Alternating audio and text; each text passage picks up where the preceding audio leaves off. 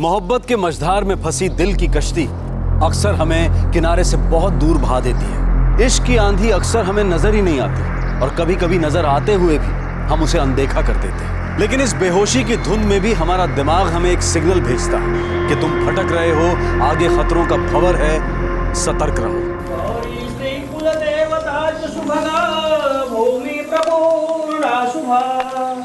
सावित्री च सरस्वती सुरनदी सत्याव्रता रुन्धति।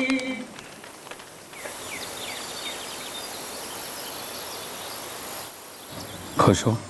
बहुत। और तुम? मैं भी। पर कमल, अगर वृंदा को पता चल गया तो? आरती देखो, अब हम दोनों एक रिश्ते में हमेशा हमेशा के लिए बंध गए हैं। पर वो तुम्हारी पहली पत्नी है। जानता हूँ आरती, जरूरत पड़ने पर मैं देख लूंगा।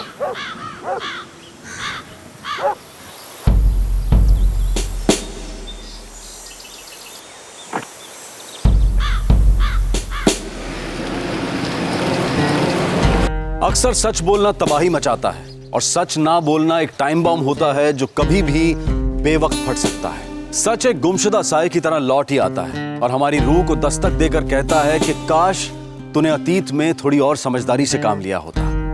काश।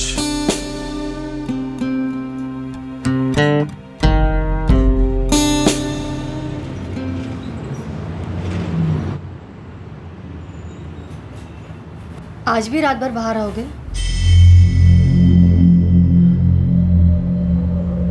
रात भर का क्या मतलब है वृंदा? दिन रात ऑफिस में काम चल रहा है ना, बड़े बड़े कॉन्ट्रैक्ट्स मिले हैं जिन्हें टाइम पर खत्म करना है। सच बताओ कम, तुम रातें किसी और के साथ तो नहीं बिता रहे हो ना? मैं दिन रात एक कर रहा हूं सिर्फ तुम्हारे और हमारी बेटी सोनाली के लिए।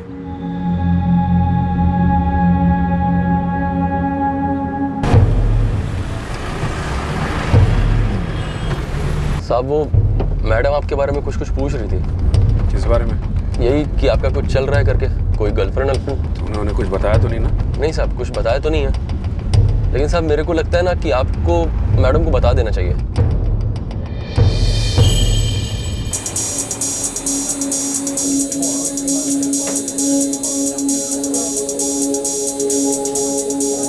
Good morning.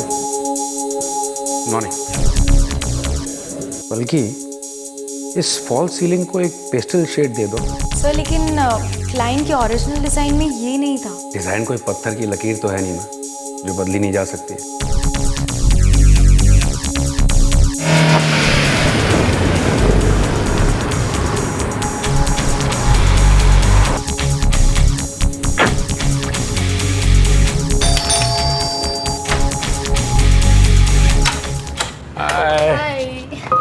मिस किया तुम्हें।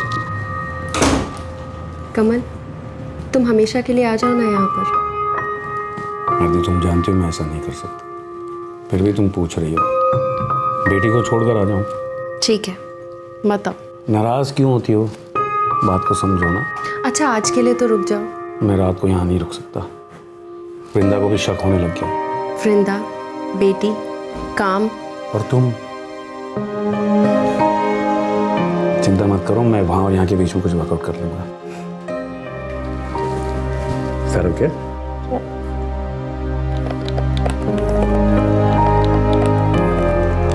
चलो सोनाली, सो जाओ, 11:30 बज गए हैं। हाँ सोनाली, लड़की बिना।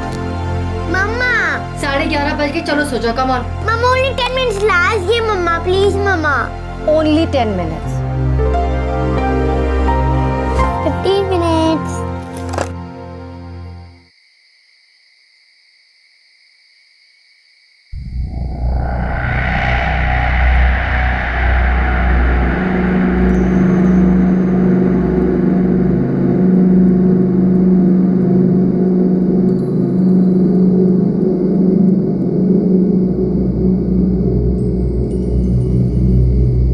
पॉसिबल नहीं है कि तुम वृंदा को छोड़ दो और हमेशा के लिए मेरे पास आ जाओ? डार्लिंग, वृंदा को डिवोर्स दे दो, मैं और इंतजार नहीं कर सकती। अरे ये मैसेजेस मुझे किसी ने फॉरवर्ड किए हैं जोक्स की तरह। वृंदा को डिवोर्स दे दो, मैं तुम्हारा और इंतज़ार नहीं कर सकती। ये मैसेज तुम्हें किसी ने फॉरवर्ड किया है जोक की तरह। 44456678। ये नंबर किसका है? आरती का। जो तुम्हारे ऑफिस में काम करती है, तुम्हारी असिस्टेंट? मेरी एसोसिएट। तुम उसे अपने ऑफिस और जिंदगी दोनों से निकाल दो। दोनों पॉसिबल नहीं। क्यों पॉसिबल नहीं? क्योंकि मैंने आरती से शादी कर ली है।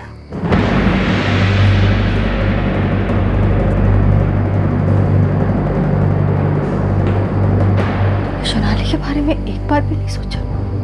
उसे पता चलेगा तो उस पर क्या बीतेगी?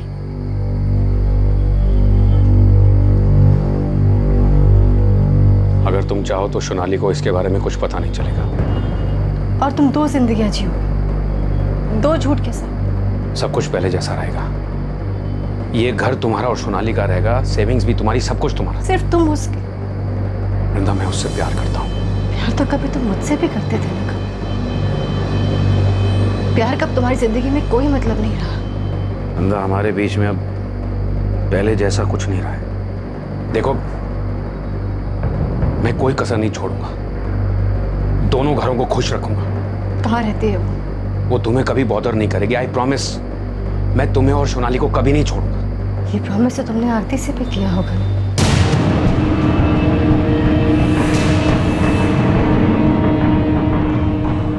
नाराज तो होगी ना, कोई भी होगा, तुम, मैं, कोई भी। और मुझे अच्छी तरह से मालूम है कि वो हमारी सिचुएशन को समझेगी और मान भी जाएगी। अच्छा है, साफ साफ बात हो गई। अब हफ्ते में मैं कुछ दिन और रातें यहाँ गुजारूंगा और कुछ वहाँ, और अपनी बेटी सोनाली को इसके बारे में बिल्कुल कुछ पता नहीं चलने दूंगा। और अगर वृंदा ने उसे बता दिया तो? वृंदा नहीं बताएगी। वृंदा सोनाली से उतना ही प्यार करती है जितना कि मैं करता हूँ। क्या जिंदगी और प्यार इतनी आसानी से बट पाते हैं? क्या टूटे दिल और घर कानून और इंसानियत के दायरे में रह पाते हैं? कमल, वृंदा और आरती के त्रिकोण का चौथा कोण अब रंग दिखा रहा था। चाहत और नफरत के बीच की लकीर अब धुंधली होती जा रही थी।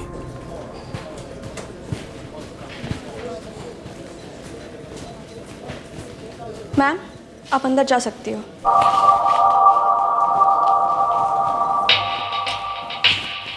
मैं आई कम इन? सुमन, सुमन रहेजा, प्लीज करें। आप हमारे कंपेटिटर की क्लाइंट सर्विस मैनेजर रह चुकी हैं, जॉब क्यों छोड़ी? एक्चुअली सर, पिछले साल मेरी एंगेजमेंट हो गई थी and my in-laws didn't want me to work. तो अब उन्होंने अपना माइंड चेंज कर दिया? नो, एक्चुअली मेरी एंगेजमेंट कैंसिल हो गई है और मैं लाइफ नए सिरे से शुरू करना चाहती हूँ। Welcome to living walls decor. Thank you.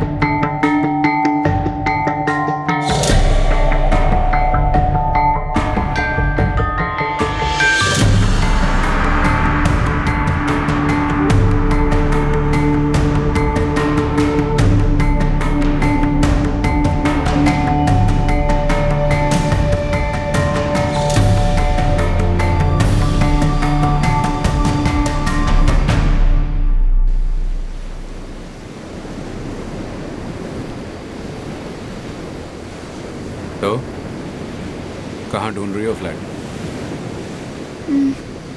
एक फ्लैट बांद्रा में देखा है, बट मेरे बजट का नहीं है। मेरे बजट से बाहर तो नहीं है ना? तुम क्यों? मैं क्यों? देखो कमल, मुझे तुमसे एक बात पूछनी थी। जवाब है आई लव यू। वृंदा मेरे बारे में जानती है? तुम चाहती हो कि वो जाने? वाइफ है तुम्हारी। वो सिर्फ जिम्मेदारी है मेरी।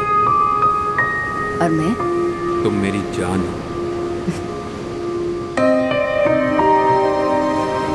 पहली पत्नी के साथ टूटा रिश्ता सिर्फ बेटी के कारण टिका हुआ था। दूसरी पत्नी के साथ का रिश्ता कानूनी और जज्बाती मझधार में डोल रहा था। और अब कमल का दिल किसी तीसरे के लिए धड़क रहा था। क्या सक्सेसफुल स्मार्ट इंटीरियर डिजाइनर कमल को हर बार सच्चा प्यार हो रहा था, या फिर ये एक दिल फेंक आदत थी जो झूठ और बेवफाई के कंधों पर खड़ी होकर जुर्म को न्योता दे रही थी?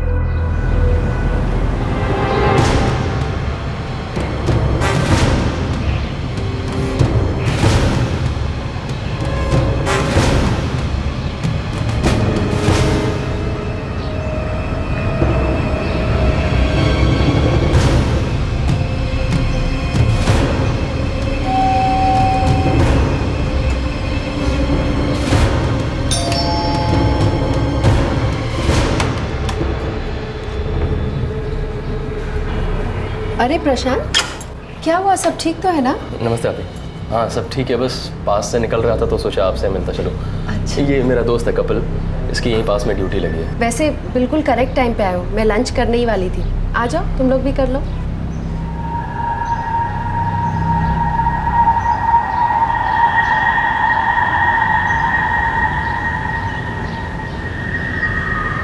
अरे थोड़ा चावल भी लो ना। नहीं भाभी, बस बस। तुम लोग कुछ खा ही नहीं रहे हो।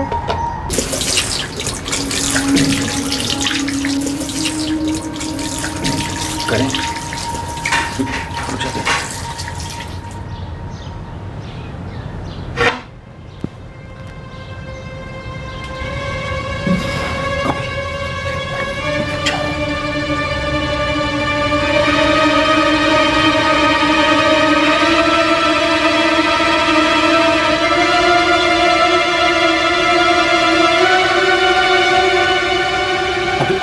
चलना करते हैं। भाभी मैं चलता हूँ, हम निकलते हैं। हाँ ठीक है।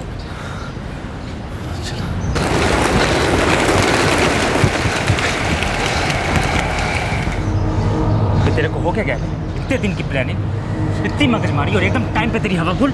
मेरे से नहीं होगा यार। सोचना एक चीज है, करना एक चीज है।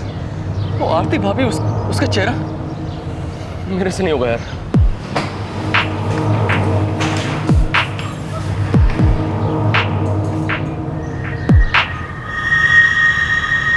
चल करते हैं। अभी मेंटल है क्या? एक टाइम एकदम साधु बनना है और फिर कहता है कि चल करते हैं। अब सब सेट है, करते हैं। चल।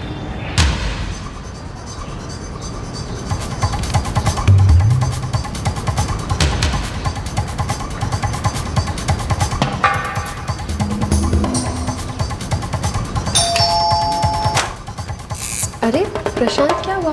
भाभी वो इसका फोन यहाँ छूट गया है। फोन छूट गया? मैंने तो देखा नहीं, बजा भी नहीं है। मैंने कॉल किया था लेकिन इसने साइलेंट पे किया हुआ है। अच्छा, तो फिर आके देख लो, यही होगा कहीं पे। आ जाओ, देख लो, सोफे पे हो।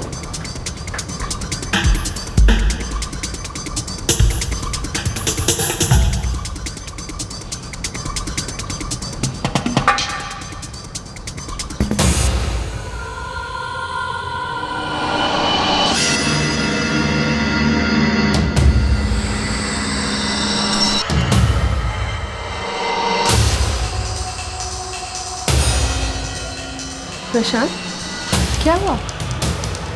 यहाँ क्या कर रहे हो तुम लोग?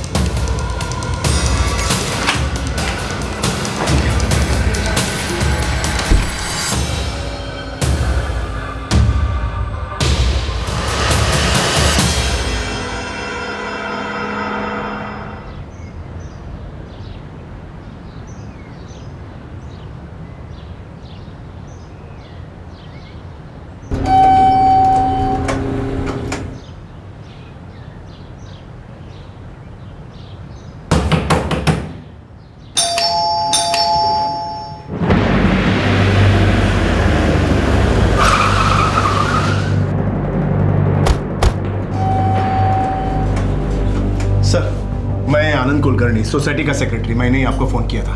सर यही फ्लैट है जहाँ से बात आ रही है। सर एक्चुअली कल दूध वाले ने इधर दूध रखा, फिर सुबह किसी ने दूध उठाया ही नहीं, तो उसने जाके वॉचमैन को बोला। वॉचमैन ने मेरे को आके बताया। कोई रिश्तेदार का कांटेक्ट? हाँ, उनके हस्बैंड को मैंने फ़ोन किया, वो आते ही होंगे।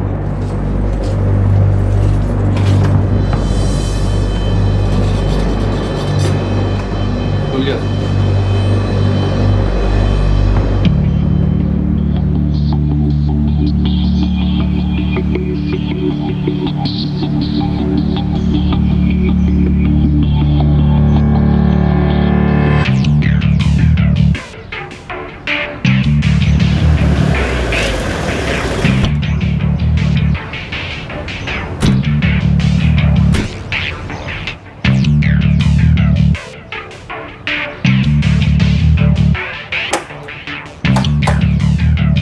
सर, रूम में सारा सामान बिखरा पड़ा है। चोरी जरूर हुई है, लेकिन दरवाजा खोला गया, फोर्स्ड एंट्री नहीं हुई। हटिए। आरती कहाँ है? आप हस्बैंड हैं? हाँ जी।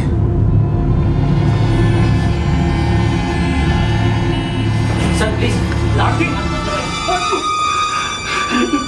क्या हटे सर।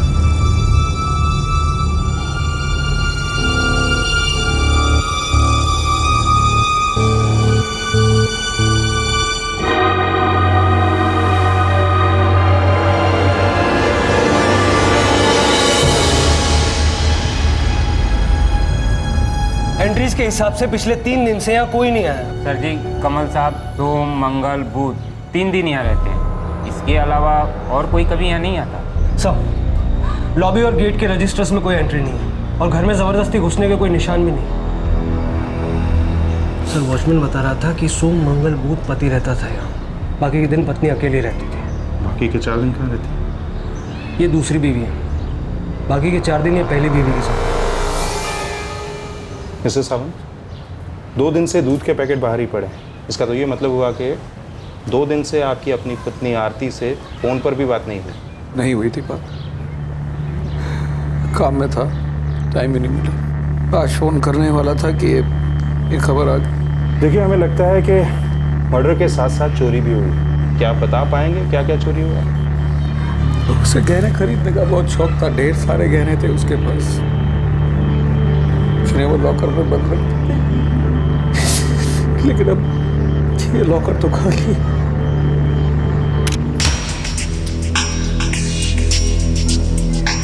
तुम कौन? साहब मैं प्रशांत साहब, कमल सर का ड्राइवर। ये मेरा लाइसेंस।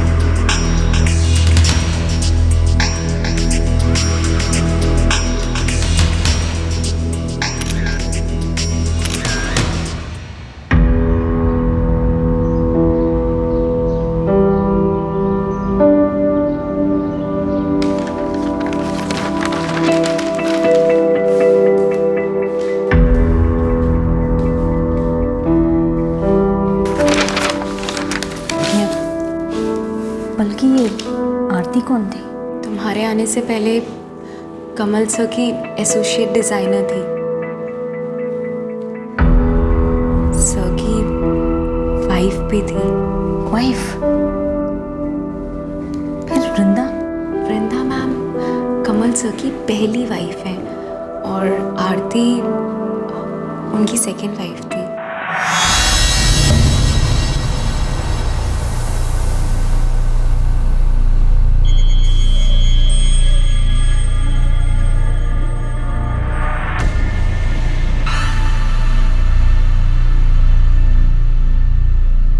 सर, आरती को उस दिन कोई भी ऐसा कॉल नहीं आया था जो गड़बड़ लगे। मतलब जो भी आया बिना कॉल किए आया? और विजिटर्स बुक में भी कोई एंट्री नहीं है सर। ये किसी करीबी लोगों का काम लगता है ज़्यादा। बिना एंट्री किए बिल्डिंग में दाखिल हुआ, बिना कॉल किए बेल दबाया, आरती ने उन्हें अंदर आने दिया और ये लोग सीधा बेडरूम में गए और आरती को मार दिया। सर, ये कमल सावंत, इसने 2 दिन में एक बार भी अपनी बीवी को फ़ोन नहीं किया। ये भी थोड़ा ऑफ लगता है। और इसे रजिस्टर में एंट्री भी नहीं करनी पड़ती।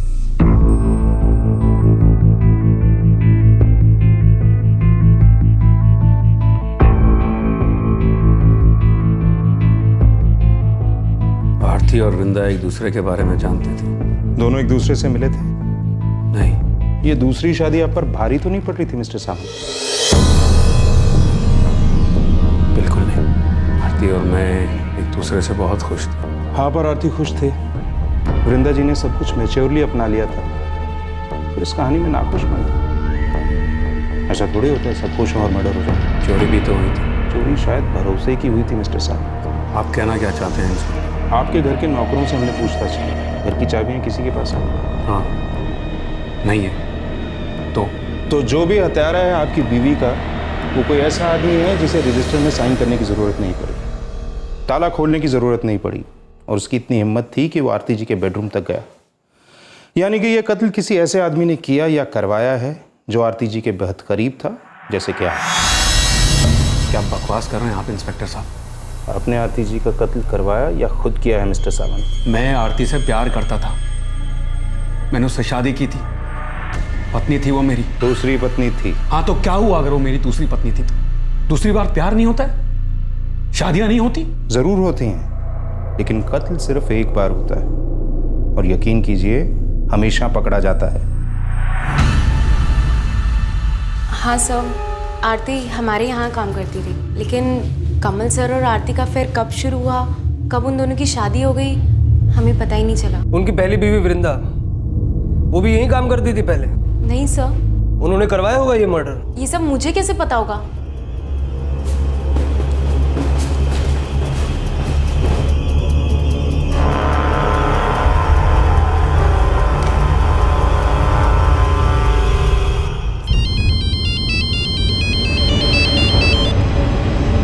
बोलो सुमन। मैं क्या बोलूं? सुमन, आई एम सॉरी। देखो, मुझे पता है कि ये तुम्हारे लिए बहुत बुरा टाइम है, लेकिन मैं बस इतना कहना चाहती हूँ कि झूठ के अंधेरे में मैं भी बहुत खुश नहीं हूँ।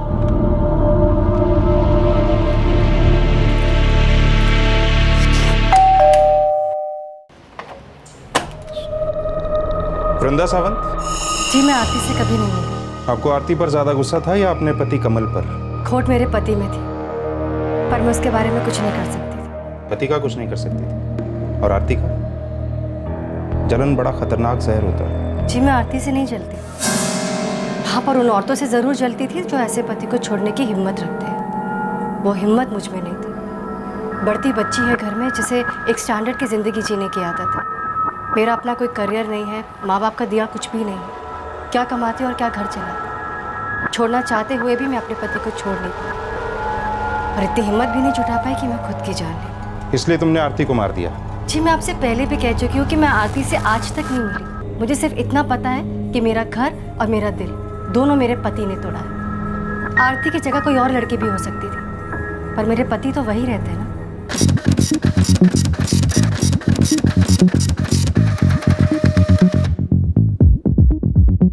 सर, कमल, आरती और वृंदा तीनों के कॉल रिकॉर्ड्स एकदम साफ हैं। कोई गड़बड़ नहीं, कोई साजिश नहीं। और दरवाजा तोड़ा नहीं गया?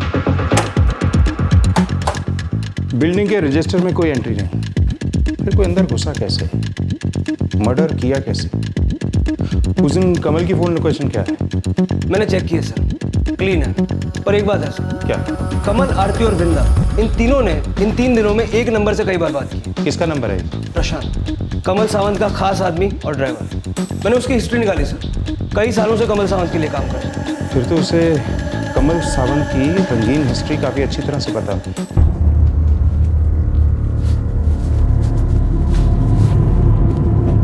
खुश हो ना आप? हाँ, बहुत खुश हूं कि तुम खुश नहीं। तुमने अपना घर तोड़कर उसका घर बसाया। अपनी बेटी के हक के पैसों से तुमने उसके लिए घर खरीदा, जेवर खरीदे, क्या कुछ नहीं खरीदा। और देखो आज क्या हुआ है। तुम्हारी ही दी हुई चीजों ने उसकी जान ले ली। तुमने मारा है उसे कमल, तुमने।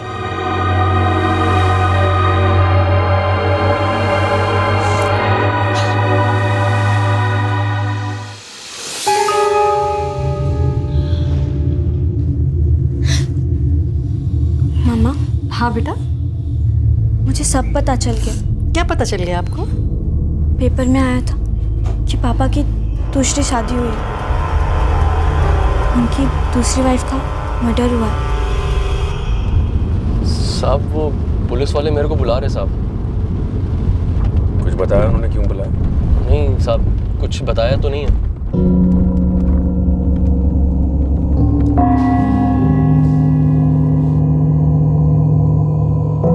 इस वक्त मुझे तुम पर बहुत गुस्सा होना चाहिए ना, पर पता नहीं क्यों मुझे तुम्हारे लिए बुरा लग रहा है। मैं तुम्हारी ये हालत देख नहीं सकती कमल।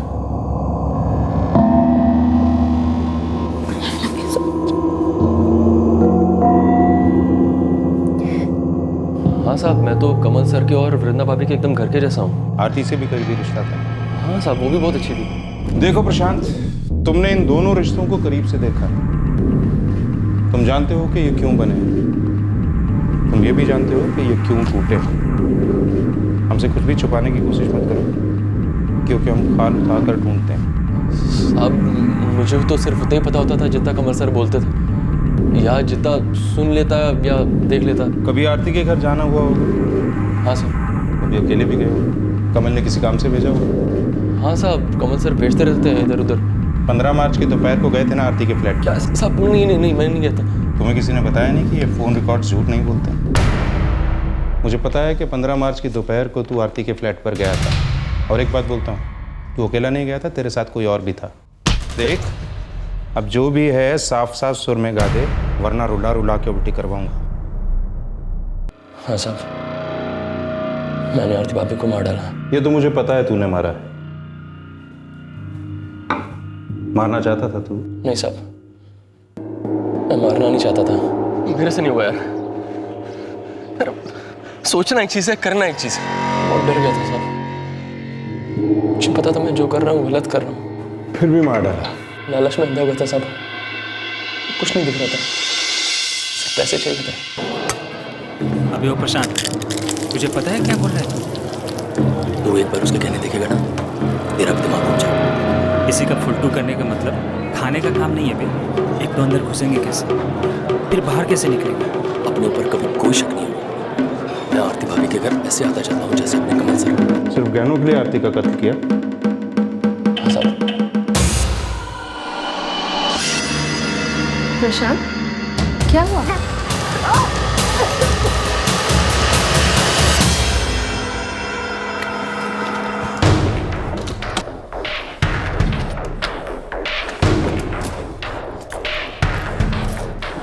प्रशांत, याद रखना 50-50। मामला थोड़ा ठंडा हो जाने दे, फिर बंटवारा करेंगे।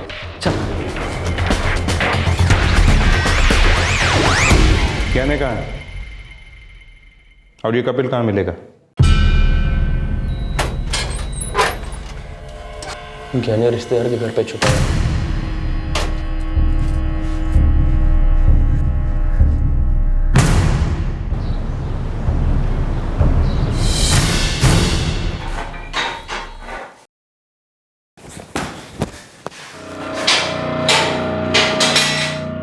प्रशांत, तूने मेरे को फंसा दिया रे।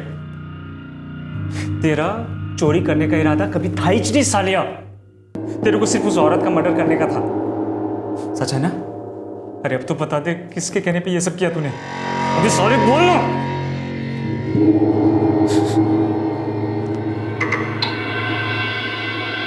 आपके खास आदमी प्रशांत और उसके दोस्त कपिल ने मिलकर आपकी पत्नी का कत्ल किया मिस्टर साहब। लेकिन हमें शक है कि यह कत्ल सिर्फ गहनों के लिए नहीं हुआ। मैं प्रशांत से मिल सकता हूँ?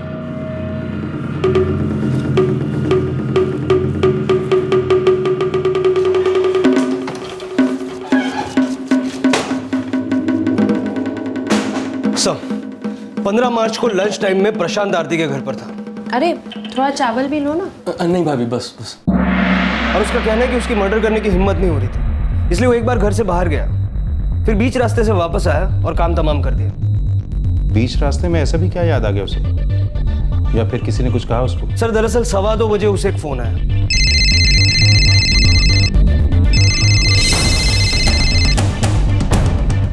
ट्रिपल 4556788। मतलब ये नंबर उस इंसान का है जिसे प्रशांत बचाना चाहता है। प्रशांत, 7 साल से तुम मेरे ड्राइवर रहे हो। हाँ साहब। मेरे सबसे करीब के दोस्त रहे हो तुम प्रशांत। हाँ साहब। प्रशांत को जिस नंबर से फोन आया था वो नंबर कमल सावंत का नहीं है, लेकिन कमल सावंत ने कई बार उस नंबर पर बात की। इस नंबर से प्रशांत को कई सारे एसएमएस गए थे और सारे एसएमएस प्यार मोहब्बत वाले थे। इतना तो साफ है कि प्रशांत ने ये खून पैसों के लिए नहीं किया। झूठ बोल रहे हो तुम। नहीं साहब, मैं सच में लालच में आ गया था। तुम लालच में आकर ऐसा नहीं कर सकते प्रशांत। तुम मुझसे कुछ छुपा रहे हो। सच सच बताओ, वृंदा मैडम ने तुमसे कराया ये सब?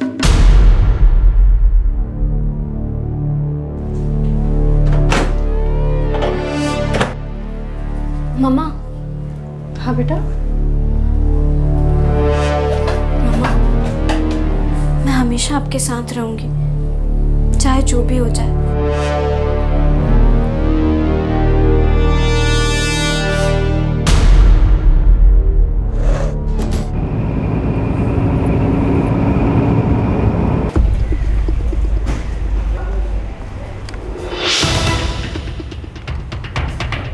हमने कभी नहीं सोचा था कि 2 शादियों के अलावा कमल का एक और अफेयर चल रहा था जो उसकी दोनों पत्नियों से छुपा हुआ था। आप अच्छा खेले मिस सुमन, पर बाजी हम मार गए।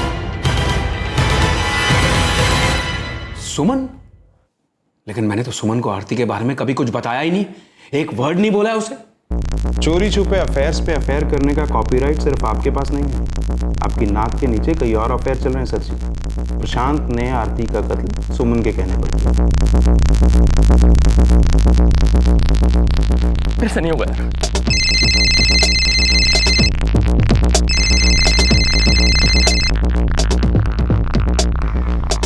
हेलो, काम हो गया? नहीं, मेरे से नहीं हो रहा है। क्यों? अरे क्यों का क्या मतलब है? बेकसूर है यार, मेरे अंदर का आवाज कह रहा है मत कर मत कर मत कर।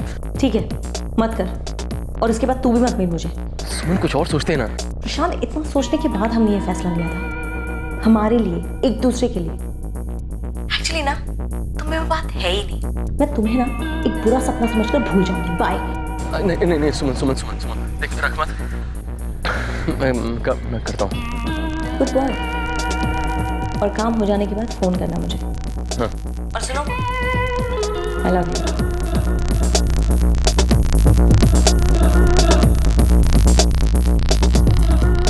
ये क्या बकवास है? प्रशांत और सुमन, झूठ है ये हो ही नहीं सकता। हो चुका है, सुमन ने खुद कबूल किया है। कई बार ऐसा होता था कि मैं कमल के साथ मीटिंग्स के लिए जाती थी और प्रशांत मुझे घर ड्रॉप करता था। काफी लंबे अरसे से काम कर रहे हो ना कमल के लिए? हाँ मैडम, 7 साल हो गए। फिर तो काफी करीब होंगे उनके। हाँ मैडम, कह सकते हैं। कमल सर ना मेरे को एकदम फ्रेंड की तरह रखते हैं।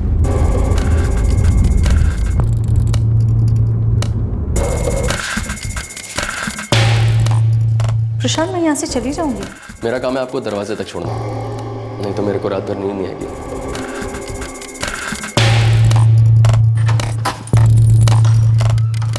थैंक्स। अब तो नींद आएगी तुम्हें? आएगी। सुनो, सिर्फ कमल ने कहा इसलिए छोड़ने आते मुझे यहाँ तक?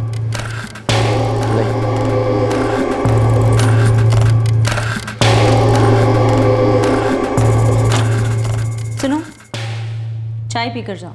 जी? क्यों, नहीं पीनी? नहीं मतलब पीनी है। तो फिर वहाँ क्यों खड़े हो? अंदर आ जाओ।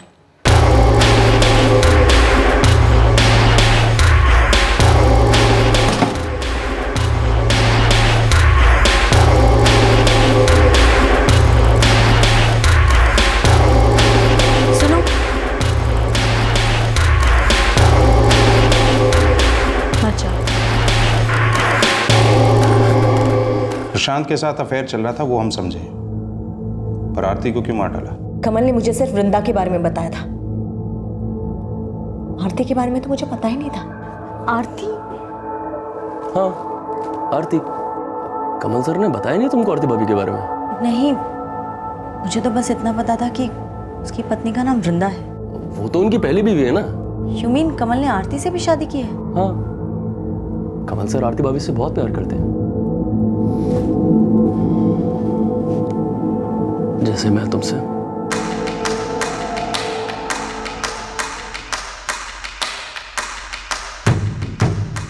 आरती भाभी भी सर को फुल दिल से प्यार करती हैं। वो कुछ भी मांगेगी ना, कमल सर फटाक से हाँ बोलते हैं। मुझे पता चल गया था कि कमल उसकी मुट्ठी में है, वो जो कहे कमल करता है। तब मुझे लगा कि कमल की लाइफ में मैं बस टाइम पास के तौर पर, यूज एंड थ्रू जैसी, और ये मुझे मंजूर नहीं था। मुझे कमल सिर्फ मेरे लिए चाहिए था। तुम्हें कमल नहीं, कमल का पैसा चाहिए था। बिना पैसे का कमल तुम्हारे किस काम का होता? तुम उसके दिए हुए फ्लैट से खुश नहीं थी, तुम्हें हर वो चीज चाहिए थी जो उसने आरती को दी थी।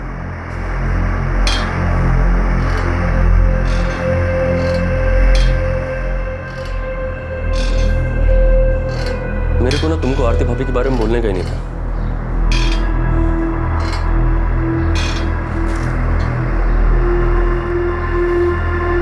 छोड़ो ना उसे, हमारे बारे में सोचो ना। हमारे बारे में सोचने के लिए है कुछ? देखो प्रशांत, आरती मेरे लाइफ का कांटा है। जैसे ही उसे मेरे बारे में पता चल जाएगा, वो कमल को मुझसे छीन लेगी और कमल मान जाएगा। उसे बहुत प्यार जो करता है, मैं तो बस ऐवी हूँ उसके लिए। इससे हमारे रिश्ते का क्या लेना देना? मुझे कमल से सब कुछ चाहिए। तुम भी तो उसके थे जो मैंने छीन लिया उससे।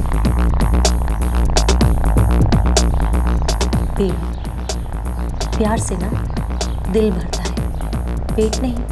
अच्छा खाने का शौक हो तो अच्छे खासे पैसे लगते हैं, जो ना तुम कमा सकते हो ना मैं।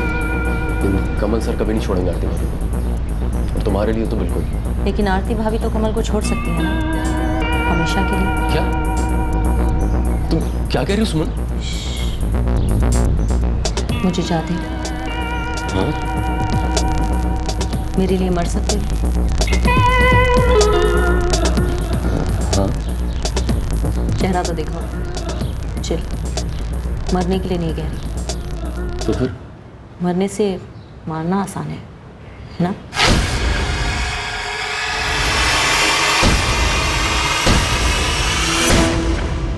कितनी आसानी से मर्डर के बारे में सोचा तुमने मैडम। आरती को मारकर सारी परेशानियां दूर, सारी दौलत जेब में, सोच के रही थी तुम। अपने आप को पढ़ा लिखा बोलते हो, लानत है तुम पर।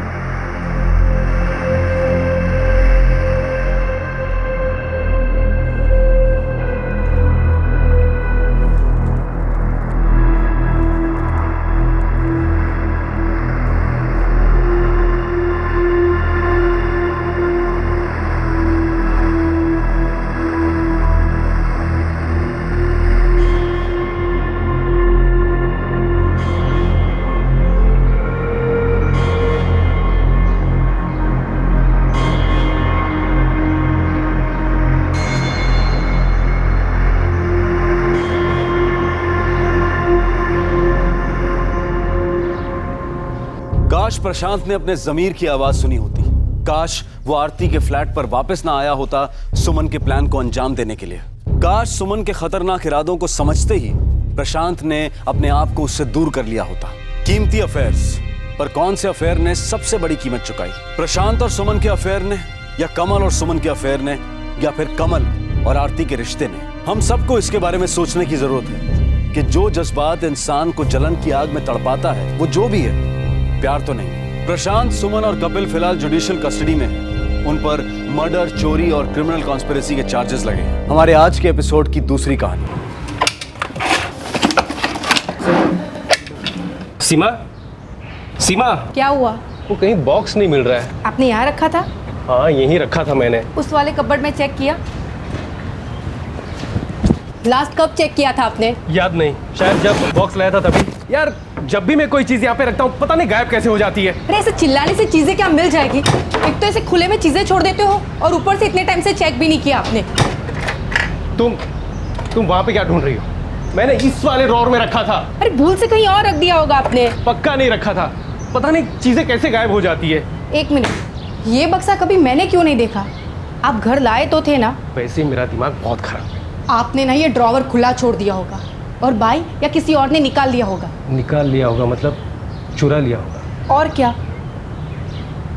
हर कीमती चीज की एक जगह होती है और उस जगह को याद रखना भी उतना ही कीमती होता है। हम सबके साथ कभी ना कभी ये होता है कि हमें कोई जरूरी या कीमती चीज अपनी जगह पर नहीं मिलती है। फिर डाउट, शक, गुस्सा, फ्रस्ट्रेशन, इन सभी के घोड़े दिमाग की हर दिशा में एक ही समय में दौड़ने लगते हैं और एक विचार बार बार सताता है कि काश मैंने सही जगह चुनी होती, काश मैं सतर्क रहा होता, काश मैंने समय समय पर चेक किया होता, काश मैंने इस मामले को अनदेखा ना किया होता, काश।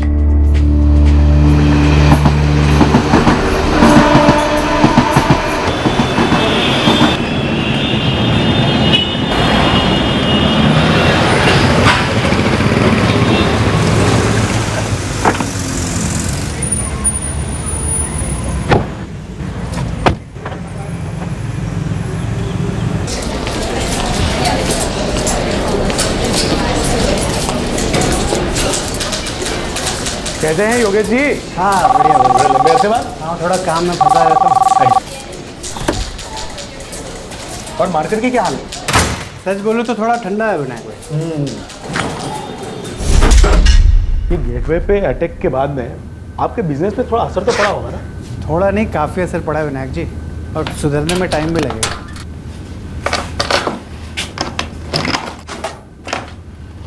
मैं आपकी चाय बोलता हूँ, विदाउट शुगर, अदरक वाली। जी थैंक यू।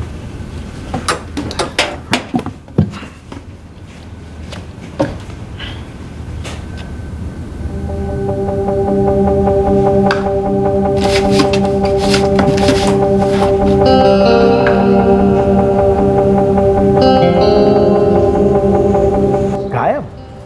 इम्पॉसिबल योगेश भाई। अगर आपने कुछ लॉकर में रखा है तो उसे वहीं होना चाहिए, और अगर वो वहाँ नहीं है तो आप ही ने उसे निकाला होगा और भूल गया।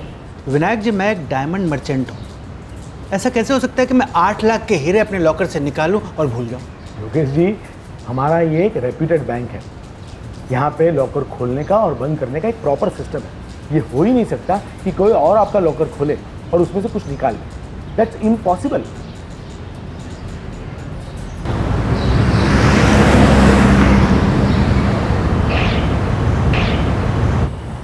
हाँ हेलो पारुल, अच्छा सुनो, पिछले 1 साल में मैं क्या हीरे घर लाया हूँ? શું વાત કરો છો તમે? आप हर दूसरे दिन हीरे घर लाते हो, ले जाते हो, इसमें नया क्या है? अरे बाबा, दफ्तर से नहीं, बैंक लॉकर से। क्यों, क्या हुआ?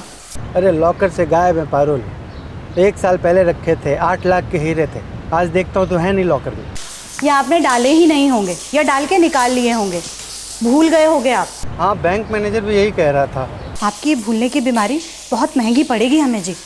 कहाँ गए होंगे इतने हीरे? जोर डालिए दिमाग पर।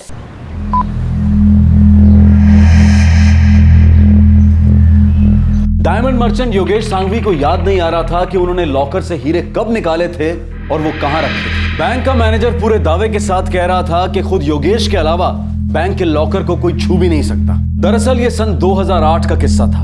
फिर 2010 में जब दोबारा यही घटना हुई तो सबके कान खड़े हुए और जुबान पर एक ही बात थी, काश 2 साल पहले ही इस मामले पर गौर किया होता।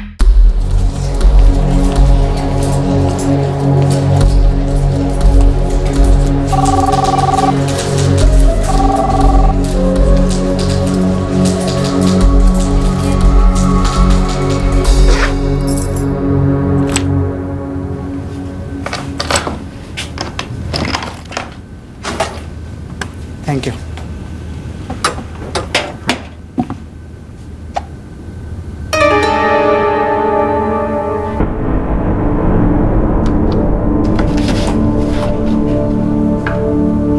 क्या पागलपन है यार,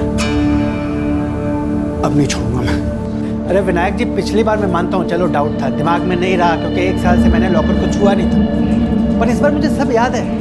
पिछले हफ्ते मैंने 1 करोड़ 90 लाख के हीरे अपने लॉकर में रखे थे, पिछले बुधवार को।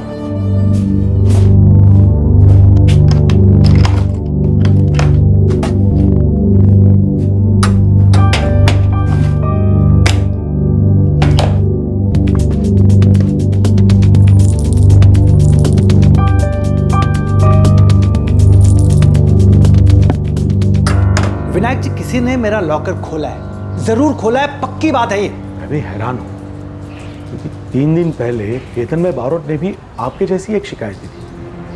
केतन भाई आप ही की तरह एक डायमंड मर्चेंट है। विनायक जी, 43 लाख के हीरे रखे थे लॉकर में, अब वो वहां पर नहीं है। मैं आपको ठीक से याद है कि आपने लॉकर में रखे थे, कहीं ऐसा तो नहीं कि आपने निकाल लिए थे? मिस्टर मैनेजर, 43 लाख के हीरे थे वो, कोई चिल्लर रकम नहीं थी कि मैं रख के भूल जाऊं। नक्की मेरे लॉकर से चोरी हुई है। मेरी समझ में ये नहीं आ रहा है कि मास्टर की मेरे पास हो, और जब भी कस्टमर आते हैं तब लॉकर का दरवाजा सिर्फ मैं खोलता हूँ। अभी ये सब कैसे हो रहा है? ये तो पुलिस ही पता करके बताएगी विनायक जी। सर, 2008 में भी मेरे 8 लाख के हीरे लॉकर से गायब हुए थे, और तब भी मैंने ये बात उठाई थी। सच में मैं क्या कहूँ क्या ना कहूँ, कुछ समझ में नहीं आ रहा। लॉकर खोलने के लिए पहले मास्टर की डालनी पड़ती है ना? जी, और मास्टर की सिर्फ मेरे पास रहती है।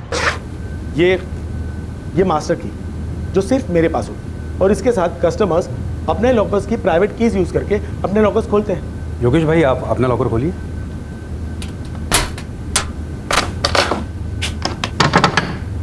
सर मुझे मास्टर की यूज़ कर रही हूँ।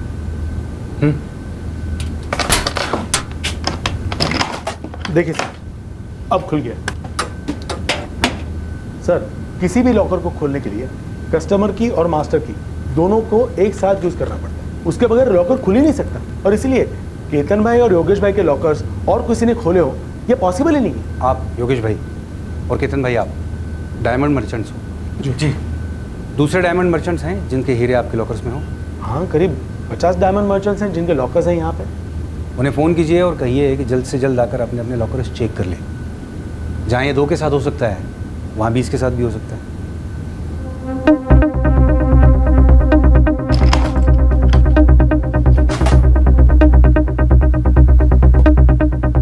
मेरे डायमंड्स किधर है विनायक जी? पूरे 40 पेटी का माल था मेरा। ये डब्बा खाली क्यों है? क्या था इस पे? अरे जो भी था है कहाँ? अरे 12 लाख का एक डायमंड था, 100 लीटर। 32 लाख ना हीरा आता हमारा विनायक जी, कहाँ गए मेरे डायमंड? तो भगवान, मेरी तो 8 लाख ही गई। विनायक भाई, मैंने अपने हाथों से 19 लाख के हीरे इसमें रखे। कमाल, ये सेफ्टी वॉट है या कूड़ादान? आज रखा कल खाली। मुझे अपने हीरे वापस चाहिए विनायक। सर अभी तक 18 कस्टमर के लॉकर में से डायमंड गायब हुए हैं। टोटल लॉस है 12 करोड़। 12 करोड़? हाँ सर, सभी डायमंड मर्चेंट हैं, लाखों करोड़ों में ही खेलते हैं। वही, सबसे पहले सभी व्यापारियों की डिटेल्स निकालो, कहाँ से हीरे आ रहे थे और कहाँ के लिए जा रहे थे, और ये इतने लंबे अरसे तक वहाँ पर क्यों पड़े रहे। हो सकता।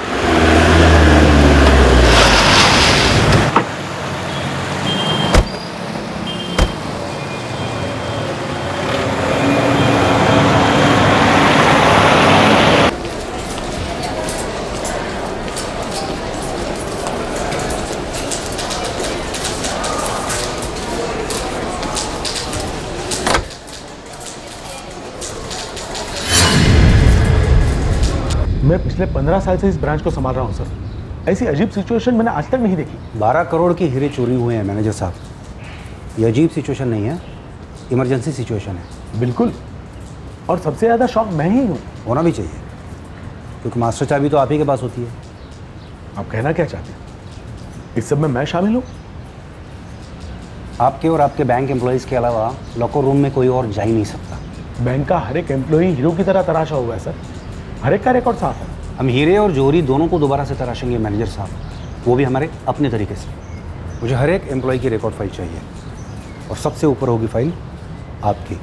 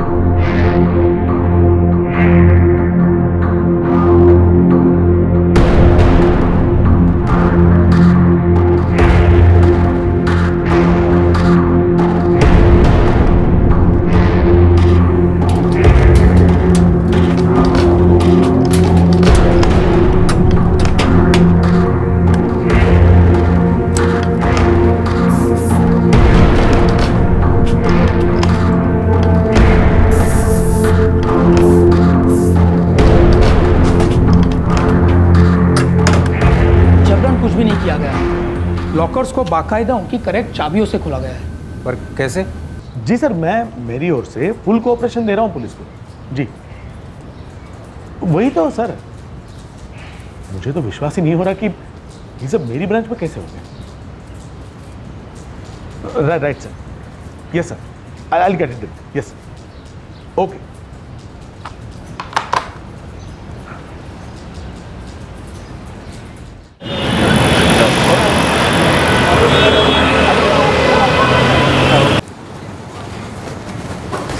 ऐसे कैसे हीरे गायब हो गए? अरे वही तो पारुल, सब सोच में पड़ गए हैं, पूरा हीरा मार्केट हिल गया। पुलिस तो 1 महीने से अपना काम कर रही है ना? हाँ, क्या काम कर रही है भगवान जाने। देखिए, छोड़िएगा नहीं, लगे रहिएगा। अरे ऐसे कैसे छोड़ूंगा पारुल, सब व्यापारी लोग से बात करूंगा मैं। 12 करोड़ के हीरे गायब हुए। अरे बाप रे, 12 करोड़ के? और नहीं तो क्या। अच्छे देखिए सर, अगर ऐसा ही चलता रहा तो पूरे डायमंड मार्केट का बैंक्स पर से विश्वास ही उड़ जाएगा। अगर हमारा माल हमारे लॉकर से गायब होता रहा तो हम किसके पास जाएंगे सर? सर अगर मास्टर की के बिना लॉकर खुल नहीं सकता तो इसका मतलब कोई ना कोई मास्टरमाइंड है इसके पीछे। जहाँ पे ब्रांच है वहाँ के पुलिस स्टेशन के क्राइम ब्रांच को मैं इस केस पे लगाता हूँ। केस जिसे भी दीजिए, हमें हमारा माल वापस मिले। बहुत बड़ा नुकसान हुआ है। हाँ सर, हमने हमारा माल मरोज हुई। जानता हूँ श्याम जी, लेकिन आप सबको भी मानना होगा कि ये कोई आम चोरी का केस नहीं है। इतने बड़े बैंक के लॉकर से हीरे रोज गायब नहीं होते। आप सबको थोड़ा सब्र करना होगा। मुजरिमों को पकड़ने के लिए थोड़ा वक्त लगेगा। बस अब आप ही से उम्मीद है सर।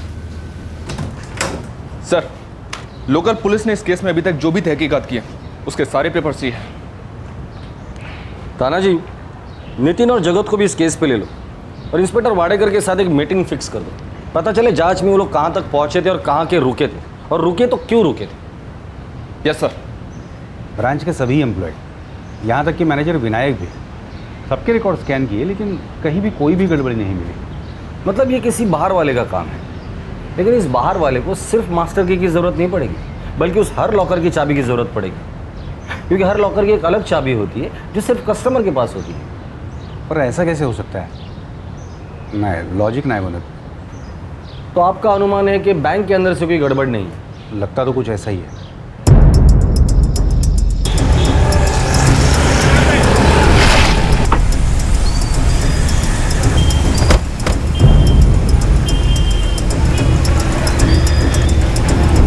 मैं अपने पियून्स और सिक्योरिटी वालों को भी गारंटी दे सकता हूँ कि इनमें से कोई भी ऐसे कामों में शामिल नहीं है। जी हाँ, इंस्पेक्टर वाडेकर के रिपोर्ट ने भी आपके सारे स्टाफ को क्लीन चिट दी है, और मैं भी इस बात को मानता हूँ। हाँ, और ये डेफिनेटली किसी अंदर वाले का काम नहीं, मतलब ये किसी बाहर वाले का ही काम है, लेकिन अंदर वालों की मदद के बिना इस बाहर वाले को पकड़ना थोड़ा मुश्किल ही होगा, right? 397, 395, 282, 227 and 228, 251, 182, 382, 238, 298, 373 and 375, 259, 346, 201, 405, 212 and 336। Sir 18 के 18 लॉकर्स डायमंड मर्चेंट्स के हैं। और ये बात वो डायमंड चोर भी जानता था। वो ये भी जानता था कि इन सारे लॉकर्स में डायमंड्स है। Yes sir. सर सोचने वाली बात तो ये भी है कि वो चोर और वो भी बाहर वाला, उसके हाथ मास्टर की और कस्टमर के लॉकर की चाबी कैसे लग गई? अगर आपने कुछ लॉकर में रखा है तो उसे वहीं होना चाहिए, और अगर वो वहाँ नहीं है तो आप ही ने उसे निकाला होगा और भूल गया। ऐसा कैसे हो सकता है कि मैं 8 लाख के हीरे अपने लॉकर से निकालूं और भूल जाऊं? ये 2008 की बात है सर, जब योगेश भाई ने पहली बार हीरे गायब होने की कंप्लेंट की। लेकिन कोई रिकॉर्ड ही नहीं जो ये साबित कर सके कि ये चोरियां कब हुई थी। सर इनमें से कई व्यापारी ऐसे हैं जिन्होंने अपने लॉकर कई सालों से नहीं खोले। क्या ऐसा हो सकता है कि व्यापारी अपना लॉकर ऑपरेट ही ना करे? ये जो हमारे कस्टमर्स हैं वो मंजे हुए हीरो के व्यापारी हैं, उन्हें बार बार चेक करने की जरूरत नहीं पड़ती, उन्हें हम पर भरोसा है, और ये भरोसा ही हमारी कमाई है जो आज दाव पर लगी। मिस्टर विनायक, आपका भरोसा तो 2008 में ही दाव पे लग गया था, तब से, शायद उससे भी पहले ये चोरियां हो रही है। मुझे 2008 से लेकर आज तक के सारे रिकॉर्ड्स चाहिए। मिल जाएंगे सर। लॉकरों में कौन आया था, कब आया था और क्यों आया था, सारी एंट्रीज। समझ गया। आपके 350 लॉकर्स हैं, जिन जिन लोगों को आपने ये लॉकर्स अलॉट किए उन सब के डिटेल्स चाहिए, सब के सब। मुझे एक दिन की मोहलत दीजिए सर, सारे रिकॉर्ड्स आपके सामने हों। हर लॉकर की चाबी अलग है, खांचा भी अलग है सर। और मास्टर की का खांचा हर लॉकर के लिए सेम ही होगा। सर समझो किसी ने मास्टर चाबी का डुप्लीकेट बना भी दिया, लेकिन बाकी सारे लॉकर्स का डुप्लीकेट कैसे बन सकता है? हाँ, अगर कस्टमर से चाबी गुम हो गई हो तो पॉसिबिलिटीज है ना। पॉसिबल ही नहीं। मतलब तुम ये कहना चाहते हो कि 18 लॉकर के मालिकों की चाबी गुम हो गई तो इस चोर को भी, जिसे पहले से ही पता था कि लॉकर में डायमंड है। मतलब लॉजिक बहुत फैल जाता है। फिर भी सर एक बार इन सबसे पूछ ही लेते हैं कि कभी चाबी खोई थी इनसे। ठीक है, पूछ लो, क्योंकि इस केस की चाबी भी इन चाबियों के राज में छुपी हुई है। नहीं, मैंने आज तक कभी अपने लॉकर की चाबी नहीं। सवाल ही नहीं उठता सर, मैं अपने लॉकर की चाबी कभी किसी को छूने तक नहीं देता। सर लॉकर की चाबी मैं अपनी जान से भी ज़्यादा संभाल कर रखता हूँ। और तो और मेरी मिसेस को भी नहीं मालूम कि मैं अपने लॉकर की चाबी कहाँ रखता हूँ। लॉस्ट। तो ये चाबी खोने वाली पॉसिबिलिटी को हम लोग रूल आउट कर देते हैं। सर 3 साल से चल रहा था समझो, 2008 में सामने आया, लेकिन किसी ने कोई एक्शन नहीं लिया सर। सर हो सकता है किसी ने हर एक लॉकर की डुप्लीकेट चाबी बनाई हो। पर कैसे? लॉकर के ताले से डुप्लीकेट बनाना बहुत माथाफोड़ी का काम है सर। अक्सर हम लोग जुर्म होने के बाद सोचते कि ये जुर्म कैसे हुआ होगा, क्यों हुआ होगा। जो भी है, पर ये केस पुलिस, पब्लिक और बैंक तीनों के लिए कीमती सीख देने वाली है, ताकि भविष्य में जाके हम लोग सतर्क रहें। सर पिछले 3 साल में लॉकर रूम में कौन अंदर गया और कौन बाहर आया, पूरा चिट्ठा इसमें। हर एक एंट्री को बारीकी से स्कैन करना, किसी भी एंट्री को मामूली मत समझना। जरा सा भी शक हो जाए तो नोट कर लेना। इन रजिस्टर में एक एंट्री ऐसी है जो हमें इस केस के मास्टरमाइंड तक लेके जाएगी।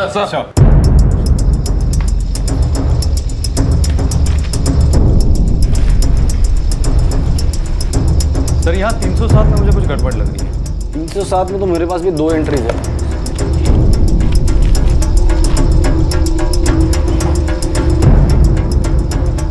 सर मेरी लिस्ट में 16 ऐसे कस्टमर हैं जो बार बार लॉकर चेक करने के लिए आते रहे और हर बार ही लंबे टाइम के लिए रूम के अंदर रुके। मेरी लिस्ट में 13 ऐसे हैं सर, और मेरी लिस्ट में 11 है सर। लेकिन इन 11 में से एक कस्टमर ऐसा है जिसने पिछले 3 साल से अपना लॉकर खोला ही नहीं। मेरे लिस्ट में 14 ऐसे लोग हैं। हर एक लिस्ट के हर एक आदमी को बारीकी से स्कैन करना होगा, बाल की खाल निकालनी है।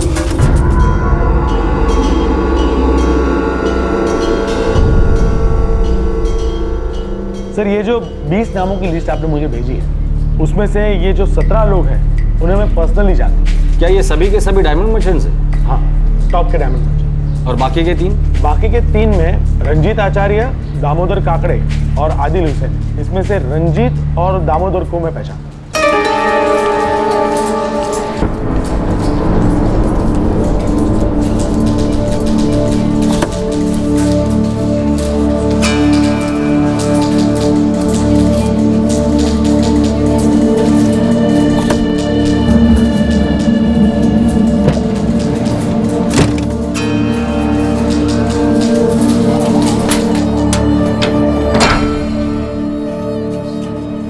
सर ये रंजीत और दामोदर, ये दोनों दोस्त हैं और डायमंड मार्केट में छोटे मोटे ब्रोकर्स हैं। इन दोनों का काफी आना जाना है लॉकर रूम में। जब भी आए काफी देर तक लॉकर रूम में रुके। आप एंट्री एग्जिट देख सकते हैं। हाँ, अक्सर ये दोनों साथ में ही आते हैं और दोनों दोस्त हैं, इसलिए मैंने उनको लॉकर रूम में साथ में जाने की परमिशन दी है। दोनों दोस्त हैं तो एक बात और भी है सर, जब से इस केस की तहकीकात शुरू हुई है तब से लेकर आज तक उन दोनों ने लॉकर ऑपरेट ही नहीं किया है। हो सकता है उन दोनों को भनक लग गई होगी कि पुलिस इस केस की तहकीकात कर रही है।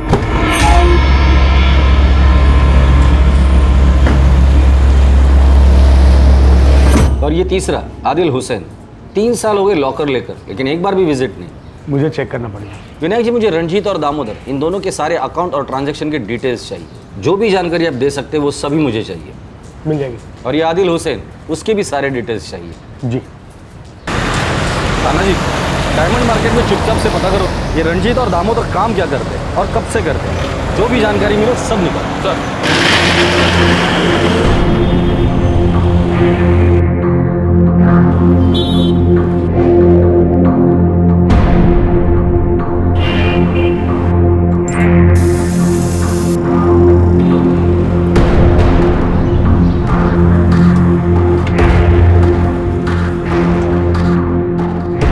तो सुना है रंजीत आचार्य, लेकिन ये कोई खास आदमी नहीं है मार्केट में। छोटा ब्रोकर होगा ये कोई। दामोदर और रंजीत जानता हूँ, दोनों ब्रोकर हैं, पर कभी उनके साथ धंधा नहीं किया। मैं नहीं बोल सकता ये लोग कितने पानी में, पर शायद मैंने कभी उनके साथ काम किया भी होगा। पर ये ब्रोकर लोग का ऐसा है सर, यहाँ रोज कोई ना कोई हीरो ब्रोकर बनकर टपक जाता है, लेकिन चिपकता कोई नहीं। रंजीत आचार्य, दामोदर काकड़े और आदिल हुसैन, ये इस बौखलाने वाले केस के पहले 3 सस्पेक्ट थे, लेकिन इनके खिलाफ अब तक कोई ठोस सबूत नहीं था। ये केस जैसे जैसे आगे बढ़ता गया, इन तीनों नामों से जुड़े कई अजीब वाकयात सामने आए। अब लगने लगा कि ये तीनों शायद मुजरिम हो सकते हैं। विनायक जी, रंजीत आचार्य, पर्सनल डिटेल्स में आपने इसका कॉन्टैक्ट नंबर ही नहीं दिया। ये दामोदर काकड़े, 2008 में आपने इसका अकाउंट ओपन किया था, जिसको इंट्रोड्यूस किया था इसी रंजीत आचार्य ने। रिकॉर्ड में इसका भी कोई कॉन्टैक्ट नंबर नहीं है। पता नहीं ये नजर से कैसे चूक गया। ये बातें आपके नजरों से चूकी ना होती ना, तो ये प्लान पहले ही पकड़ा जाता शायद। ये आदिल हुसैन, इसे भी रंजीत आचार्य ने इंट्रोड्यूस किया। इसने 3 साल से लॉकर ऑपरेट ही नहीं किया। शुक्र है उसने अपना लैंडलाइन नंबर तो दिया है। और एड्रेस तो रंजीत आचार्य के घर का है जो मीरा रोड में रहता है। और ये दामोदर भोरी हुई। मुझे लगता है इस बार कील हमने सर के बीचों बीच ठोकी है। मेरे रंजीत और दामोदर के एड्रेसेस दोनों को घर से उठा कर लेकर आओ। ये आदिल हुसैन, इसका लैंडलाइन नंबर ट्राई करो और उसको भी उठा कर लेकर आओ। तीनों एक दूसरे से मिले हुए हैं।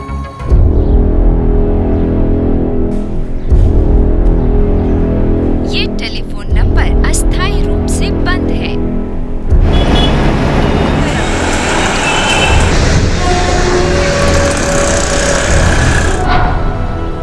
हाँ, ये रंजीत आचार्य है और अब ये यहाँ नहीं रहते। 3 साल पहले हमारे किराएदार थे। अब ये कहाँ रहता है? सॉरी, पता नहीं। इसका कोई परमानेंट एड्रेस, एग्रीमेंट तो बना होगा? वो दरअसल ऐसे कुछ बना नहीं था, क्योंकि हमारा प्लान था इस घर में रहने का, तो कुछ बना भी होगा तो मुझे याद नहीं। और जैसे ही वो छोड़कर चले गए, हम लोग शिफ्ट हो गए।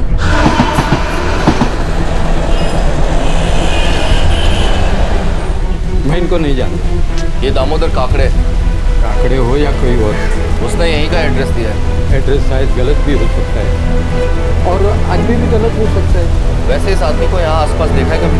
इस मोहल्ले के कौवे और चिड़ियों को भी मैं पहचानता हूँ, लेकिन इनको कभी नहीं देखा। 44595 ये नंबर तो 4 साल पहले डिस्कनेक्ट हुआ था सर। तब से खाली पड़ा है, किसी ने लिया ही नहीं। ये किसका नंबर हुआ? ये सर किसी अल्ताफ हुसैन का हुआ करता है। ये एड्रेस तो होगा इस अल्ताफ हुसैन। अंधेरी वेस्ट का एड्रेस है सर।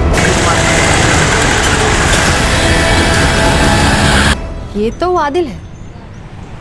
हाँ, ये कहाँ मिलेगा? अब मैं क्या जानूं, लेकिन ये सब जो मकान है ना, इस जगह पहले एक बहुत बड़ा मकान हुआ करता था और वो मकान था आदिल के अब्बू अल्ताफ हुसैन का। कोई 10 साल पहले अल्ताफ भाई ने वो मकान बेच दी और उसकी जगह ये सारे मकान आ गए और वो लोग तो भाई चले गए कहीं और। कहाँ? ये तो पता नहीं, पर सुनने में आया है 6 साल पहले अल्ताफ भाई का इंतकाल हो। ये आदिल तो सुना है कि कोई दर्जी की दुकान चलाता। अच्छा, इसका कोई हीरो के व्यापार के साथ कोई ताल्लुक था? हीरे? यानी वो असली वाले, वो चमकने वाले? हाँ, वही चमकने वाले, असली वाले। अरे नहीं भाई, आदिल के अब्बू तो चाबी बनाने का काम करते थे। चाबी बनाने का काम? अच्छा, तो आप बता सकते हैं कि कहाँ मिलेगा वो? मेरे लड़के को मालूम होगा। माजिद? क्या आदिल का बाप चाबियां बनाता था? अरे आदिल मामूली सा दर्जी और बैंक में लॉकर, बात कुछ हजम नहीं। एक काम कर, इससे पहले कि आदिल हाथ से निकल जाए उसको उठा कर लेकर आ। क्यों नहीं रहा?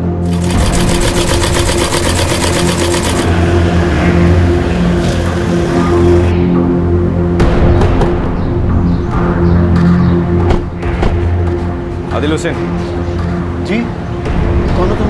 क्या ना, हमारा बैंक में लॉकर है जिसकी चाबी खो गई है, डुप्लीकेट बना कर दोगे? आदिल हुसैन, बैंक में लॉकर किस लिए लिया था?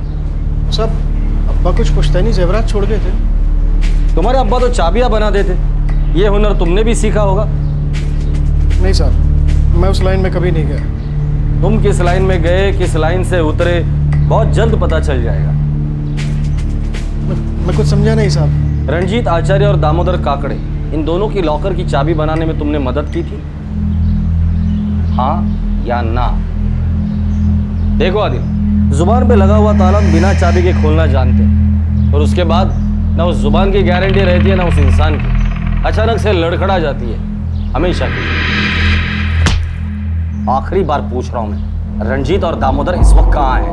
सर, दामोदर का तो पता नहीं, रंजीत सूरत में है।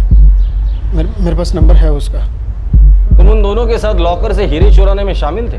सर, उनकी प्लानिंग तो चल रही थी, पर जब उन्हें पता चला कि मैं उनके लिए चाबी नहीं बना पाऊंगा तो वो किसी और के पास चले गए। सर, फिर जो भी किया मुझे कुछ नहीं मालूम साहब। ठीक है, बाकी की जानकारी हम लोग रंजीत से ही ले लेंगे, लेकिन तुम हमारे साथ सूरत आ रहे हो और रंजीत को तुम हम तक पहुंचाओगे। कोई भी चालाकी करने की कोशिश की, हम तुम्हें कहाँ भेजेंगे पता है?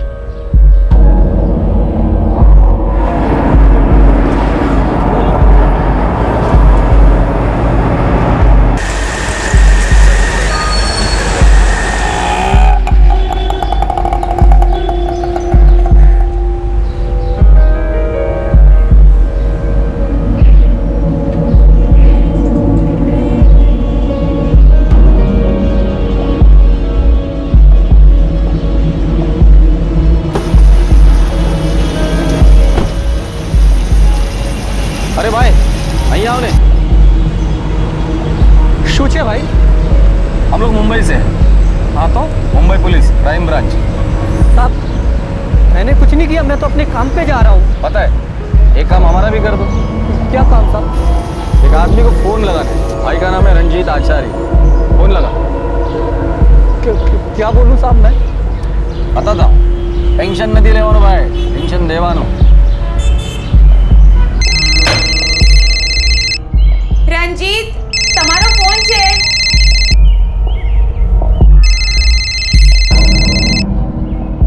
हेलो हेलो हेलो, हाँ रंजीत आचार्य। हाँ जी बोलू छू, तमे कौन? हाँ, आपके किसी रिश्तेदार का एक्सीडेंट हो गया है और वो सिविल हॉस्पिटल में भर्ती है। कौन कौन रिश्तेदार? जी मुझे नहीं मालूम, उन्होंने आपका नंबर दिया था और नाम बताया था, मैंने आपको फोन कर दिया, ये मेरा काम था। आप जल्दी जाइए, सॉलिड खून बहा है, मैं रखता हूँ। हेलो हेलो, બધું ઠીક તો છે? किसी का फोन था कि तुम्हारे रिश्तेदार का एक्सीडेंट हो गया, सिविल हॉस्पिटल में एडमिट है वो। आगे कुछ बोला नहीं और फोन काट दिया। हाँ तो जाओ, भागो जल्दी, हो सकता है मेरी तरफ से कोई हो। हूँ पण आऊँ? ना ना, हूँ जाऊँ छू।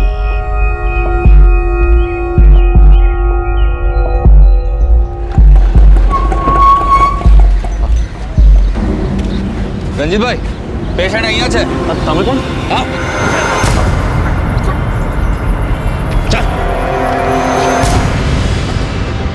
रंजीत, दामोदर तक तुम हमें लेके जाओगे वरना हम तुम्हें हॉस्पिटल लेके जाएंगे, समझे? चल दामोदर को फोन लगा।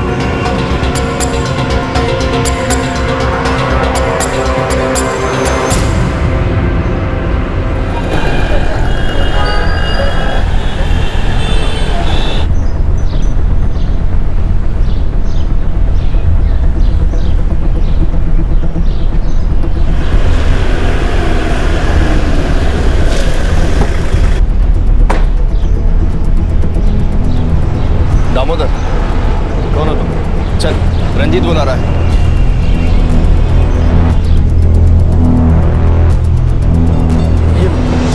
ये सब क्या हो रहा है? ये हमारे काम करने का तरीका है दामोदर। अब तुम लोग तुम्हारे काम करने का तरीका बताओ। कैसे खोले थे 18 लॉकर और गायब किए थे 12 करोड़ के हीरे।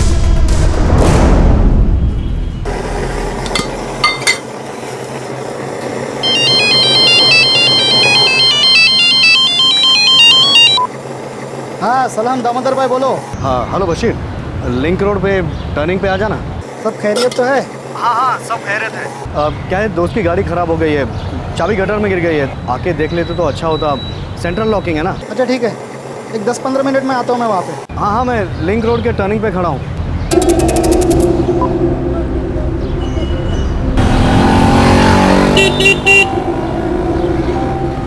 अरे सलाम दामोदर भाई। अच्छा तो ये है गाड़ी? हाँ यही है गाड़ी, लेकिन इसकी चाबी मिल गई। अरे दामोदर भाई फोन तो किया होता। नहीं नहीं बशीर, और एक लॉक है जिसकी चाबी बनानी। लॉकअप। अरे साहब,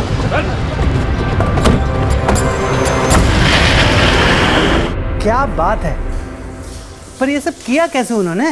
मुझे अभी तक पता नहीं चला कि उन्होंने ये सब किया कैसे। पुलिस ने अभी अभी उन्हें पकड़ा है तो सोचा आप सबको इन्फॉर्म कर दूं।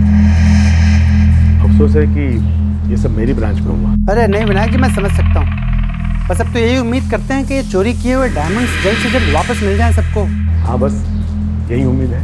इन चारों ने ये कैसे किया और इतने सालों तक इनकी ये चोरी कभी पकड़ी क्यों नहीं गई? ये सवाल इस केस से जुड़े हर आदमी को परेशान कर रहा था। देखो तुम चारों पकड़े गए हो तो जितनी जल्दी और जितनी सफाई से अपना जुर्म कबूल करोगे सबकी सेहत के लिए अच्छा होगा। वरना टूटी हड्डी पसलियाँ, हॉस्पिटल का आईसीयू, रोते रिश्तेदार ना हमारे फायदे के हैं ना तुम्हारे। मैं और दामोदर हम दोनों डायमंड मार्केट में छोटी छोटी दलाली करते थे, दोस्त बने। फिर हमें पता चला कि बड़े बड़े व्यापारी अपने हीरे कहाँ रखते हैं। वो लोग टाइम तक लॉकर ऑपरेट नहीं करते, लेकिन इसका मतलब ये तो नहीं ना कि लॉकर में हाथ डाल के हीरे निकालना इतना आसान है। कुछ मुश्किल नहीं है यार। देख, मेरा उस बैंक में लॉकर है 1 महीने से, तो मैंने रजिस्टर देखा है, कौन कौन से व्यापारी कहाँ कहाँ माल रखते हैं सब मालूम है। तो तुझे ये भी मालूम होगा कि हर लॉकर की एक मास्टर की होती है, एक तो वो बनवाओ, ऊपर से हर लॉकर की अलग अलग चाबियाँ बनवाओ। थोड़ा सोच समझ के बोलना है।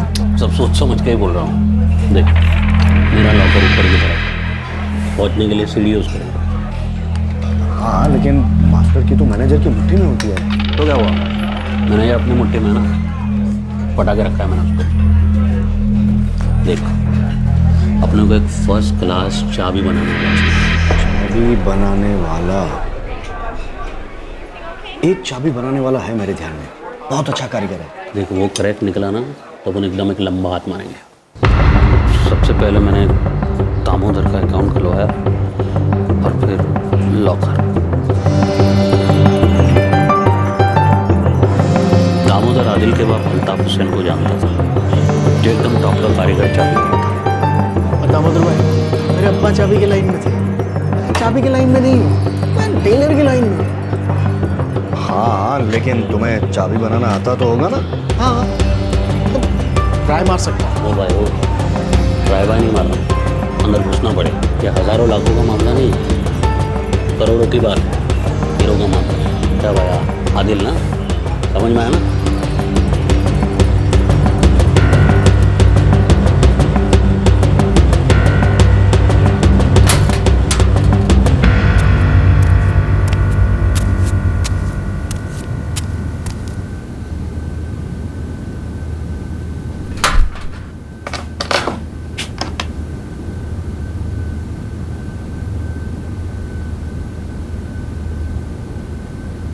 माफ़ करना भाई, नहीं हो सकता, ये ताले बहुत पेचीदा हैं। अरे भाई, मांगता है उतना टाइम लेना यार। भाई टाइम का सवाल नहीं है, ये काम सिर्फ कोई पेशेवर कारीगर ही कर पाएगा, वो भी कोई धुरंधर। मैं दर्जी हूँ भाई। क्या ये काम अपना बशीर कर पाएगा? कौन बशीर? बशीर भी एक चाबी बनाने वाला है, बहुत अच्छा कारीगर है। हाँ, बशीर भाई शायद कर पाएंगे, और उनका हाथ भी एकदम साफ है। पहले लाने का था ना उसको, कमाल से यार। ठंडे दिमाग और प्यार से हर ताला खुल सकता है। लॉकर, बैंक के लॉकर का? हाँ हाँ, क्यों नहीं। बैंक वाले की मेन चाबी होती है और दूसरी चाबी लॉकर के मालिक की। डुप्लीकेट चाबी बनाने के लिए हम तुझे बैंक के अंदर नहीं ले जा सकते। और हाँ, ये दोनों चाबी हम बैंक के बाहर भी नहीं ला सकते हैं दोस्त, तो फिर डुप्लीकेट बनाओगे कैसे? साहब, डुप्लीकेट चाबी बनाने के लिए बैंक के अंदर जाने की ज़रूरत है। उन लोग खाली लॉकर खोल सकते हैं। चाबी कैसे बनानी है, लॉकर कैसे खोलना है, मेरी जिम्मेदारी। तो फिर चाबी कैसे बनी? वो मेरा लॉकर ऊपर था, तो सीढ़ी पर मैं ही चढ़ता था, विनायक कभी नहीं चढ़ा। वो मुझे मास्टर की मेरे हाथ में दे देता था। अरे रंजीत भाई आप अपना लॉकर नीचे क्यों नहीं शिफ्ट करवा लेते? नीचे का लॉकर खाली पड़ा है, आप बोलो तो आज ही शिफ्ट करवा लेते। नहीं, वो वहीं ठीक है, वो ग्राउंड फ्लोर पसंद नहीं मुझे। अब पता नहीं ऐसा कुछ है वहम सा तो। चलिए कोई बात नहीं। अरे ये मास्टर की लीजिए और लॉकर खोल के चाबी मुझे वापस दीजिए। हाँ थैंक यू, सॉरी, बार बार मेरी वजह से आपको तकलीफ होती है। कोई बात नहीं, इसमें सॉरी की क्या जरूरत है, ये हमारा काम है।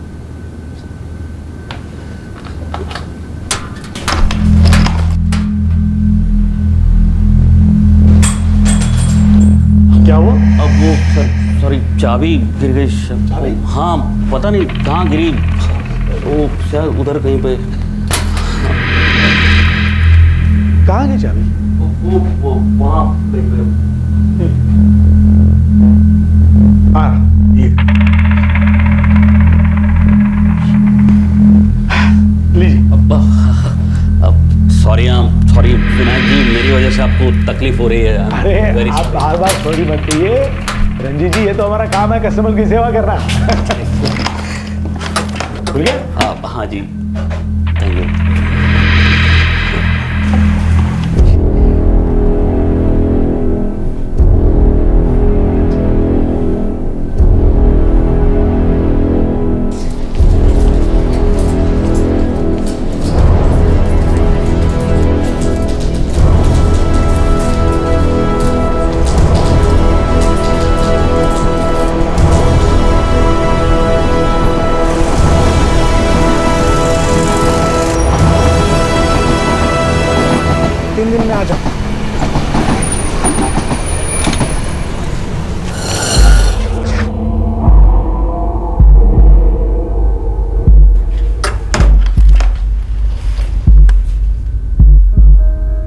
बशीर मुझे एक सॉफ्ट की बना कर देता था जो मैं अपने लॉकर पर आजमाता था। उसके खांचों के निशान इस सॉफ्ट की पर पड़ जाते हैं। 2 दिन का टाइम चाहिए और एक ऐसी चाबी बना कर दूंगा। काफी मेहनत बाद बशीर ने परफेक्ट मास्टर की बना के दी।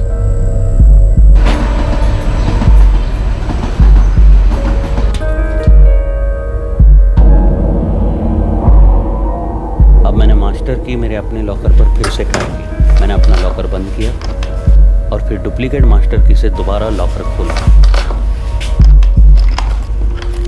अब मेरे हाथ मास्टर की लग गई थी। हमारा आधा काम हो चुका था। अब हमें वो सभी लॉकर्स पहचानने थे जो हमें ढूंढने थे। ये वाला, चूंकि हम डायमंड मार्केट में काम करते थे, हमें मालूम था वो कौन से व्यापारी हैं जिनके डायमंड लॉकर में और एक अरसे से बंद पड़े हुए। कभी मैं अकेला, कभी दामोदर अकेला, कभी हम दोनों साथ में उन लॉकर्स के खांचों के निशान लेते थे।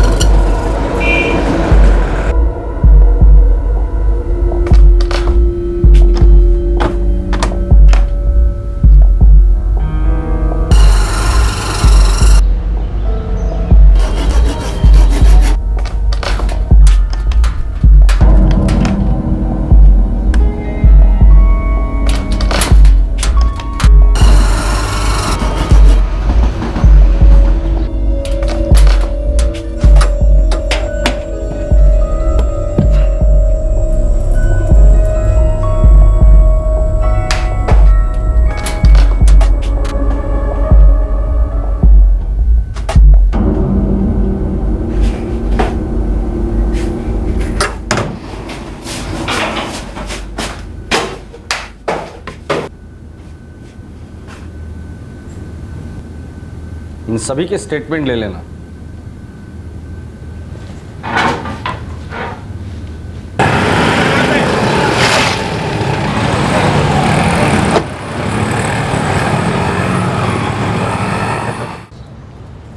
मिस्टर विनायक, इन तीनों के अकाउंट्स खोलते वक्त, लॉकर्स अलॉट करते वक्त डॉक्यूमेंट्स को लेकर सतर्कता दिखानी चाहिए।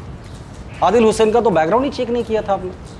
हाँ, ये मानता हूँ मैं, ये मुझसे गलती हो गई। आप लॉकर की मास्टर की रंजीत के हाथ में देते थे, बड़ी गलती थी आपकी। रंजीत और दामोदर दोनों एक साथ लॉकर रूम में जाते थे, दूसरी बड़ी गलती थी आपकी। कोई भी कस्टमर अगर नॉर्मल से भी ज़्यादा वक्त लॉकर रूम में बिताता है, वो भी बार बार, उसे नोट करना चाहिए था। कस्टमर को खुश करने के चक्कर में मैं बहुत बड़ी गलती कर बैठा, और मैं कस्टमर को परेशान नहीं करना चाहता था, इसलिए उन्हें फ़ोन करके याद नहीं दिलाता था कि आकर के अपना लॉकर चेक कर ले। लेकिन सबसे बड़ी गलती क्या है पता है आपको? सन 2008, हाँ, जब योगेश भाई के हीरे गायब हुए थे, तब सभी लोगों ने उनकी याददाश्त पर उंगली उठाई थी। हाँ, काश तभी अगर मैंने मैनेजमेंट को कंप्लेन की होती, इंक्वायरी बिठाई होती, तो आज ये सब कुछ नहीं होता। ठीक है, जो हुआ सो हुआ। आगे के लिए सतर्क रहे और गलतियों से कुछ सीखे, ताकि दोबारा आपको काश कहने की नौबत ना आए। I will sir, thank you.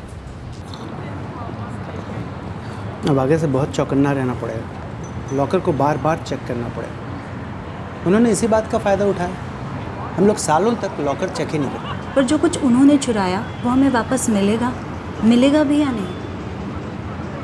देखते हैं, कल पुलिस स्टेशन बुलाया। हमने उनसे काफ़ी हीरे बरामद किए जो उन्होंने हाल ही में चुराए थे। हमने कोर्ट में पिटीशन की है कि उनकी सभी प्रॉपर्टीज अटैच की जाए, और हम लोग पूरी कोशिश करेंगे कि बाकी का माल भी जल्द से जल्द बरामद हो जाए। Thank you sir, thank you.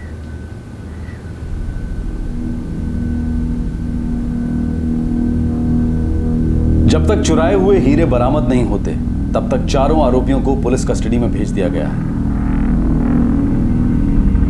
लूटे गए हीरों में से 90% हीरे आरोपियों से बरामद कर लिए गए, फिर उन्हें जुडिशियल कस्टडी में भेज दिया गया और कुछ समय बाद चारों को बेल मिल गई। सभी मुख्य आरोपियों को अपनी जीवनी के लिए नए व्यवसाय चुनने पड़े। इस केस में मुजरिमों ने एक बहुत सिंपल सी बात को नजरअंदाज कर दिया, जो ये थी कि हीरों की दुनिया सिर्फ मुट्ठी भर पड़ी है और यहाँ इतनी बड़ी चोरी करने के बाद पकड़े न जाना लगभग असंभव है। जिन व्यापारियों को उनके गायब हुए हीरे वापस मिले, वो अब चैन की सांस ले रहे हैं। लेकिन उनके लिए भी ये बहुत बड़ी सीख साबित हुई है कि कोई भी प्रोसेस, कोई भी प्रक्रिया फॉर ग्रांटेड नहीं ले सकते, नजरअंदाज नहीं कर सकते। हम ये बिल्कुल नहीं कह रहे हैं कि हमें 24 घंटे चिंता की गिरफ्त में रहकर हर राई का पहाड़ बनाना चाहिए, लेकिन हाँ, हमें रेगुलरली अपने जीवन के सभी क्षेत्रों में एक चेकलिस्ट जरूर बनानी चाहिए। ध्यान रखना चाहिए कि कहीं कोई सिंपल सी लेकिन बहुत इंपॉर्टेंट बात को हम नजरअंदाज तो नहीं कर रहे हैं। काश हमने लिख कर रखा होता, काश हमने चेक किया होता, काश हमने आइडेंटिटी कार्ड मांगा होता, काश हमने वेबसाइट पर क्लिक ना किया होता। काश, ये एक ऐसा एहसास है जो जिंदगी को रिवाइंड करना चाहता है, लेकिन हम सब जानते हैं कि ये संभव नहीं है। पर हर बार दिल जब काश कहता है, तब दिमाग अगर कुछ सीख ले तो कम से कम वो गलती दोबारा नहीं होगी। आपसे फिर मुलाकात होगी क्राइम पेट्रोल सतर्क में एक और नए केस के साथ कल रात 9 बजे। तब तक अपना ख्याल रखें, सुरक्षित रहें और याद रखें, सही वक्त पर सही कदम। सतर्क रहें। जय हिंद। क्राइम पेट्रोल के और भी दिलचस्प कहानी देखने के लिए हमारे चैनल को सब्सक्राइब करें और बेल आइकॉन दबाना न भूलें।